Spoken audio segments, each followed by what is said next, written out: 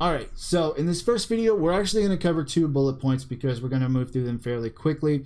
And like I said, go ahead and like this video. I really appreciate that. And if you haven't subscribed to the channel, do so, because like I said, I'm going to bring you a ton of value through this information that we're about to go through. And now I'm going to basically arm you with some knowledge that can help protect you against the people trying to manipulate and persuade you in the real world. So, we're going to talk about bias in media. And we've kind of already said this in the last video. Actually, I said it verbatim.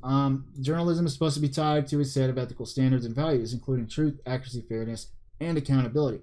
This is what real journalists are supposed to do. Now, in today's age, we got media companies, which are journalists who are supposed to adhere to these standards, and then we got independent media who really don't have any standards, and it's based on their integrity whether they follow these standards or not. And a lot of them do, but there's a lot of them who don't, because basically today anybody could say they're a journalist because they can build their own website, call it a news company, and just start building blogs and information.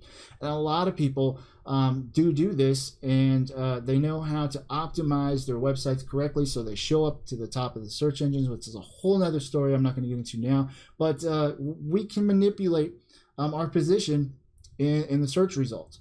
The search results on Google, which 80% of the world, if not more, uses, which is several billion people using this search engine, they know how to actually get their website to the top of the search engine because that's where the most traffic goes through. And if you meet these optimization criteria and you put your page or the page that you just wrote to the top of the search engine, then when people Google that, they're automatically going to think that that is accurate information, that is truth. It's got to be at the top there because this is valid information, and it's not. And a lot of people don't understand that, especially a lot of people who aren't really that technically inclined.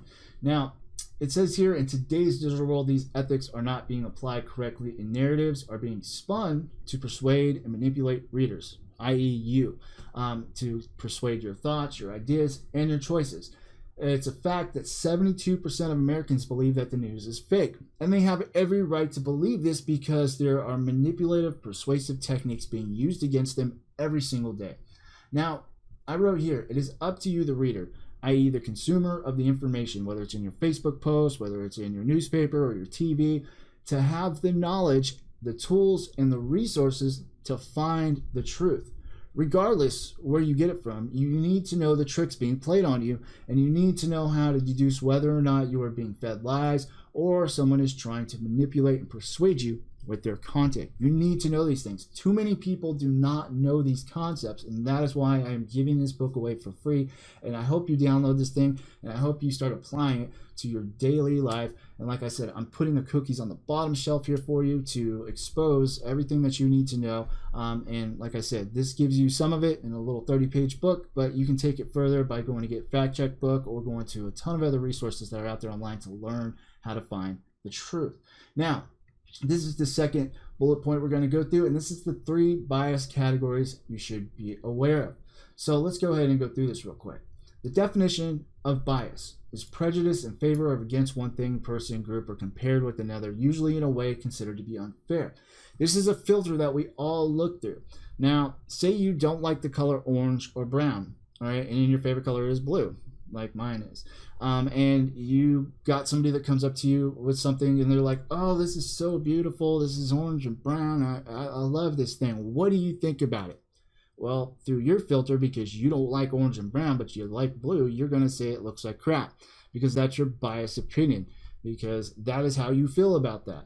And we got to be careful of that because we apply filters to everything in everyday life, and understanding when these filters are being applied on us through the content that we consume is even more vital in today's day and age. So just know that understanding what media bias is very, very important. So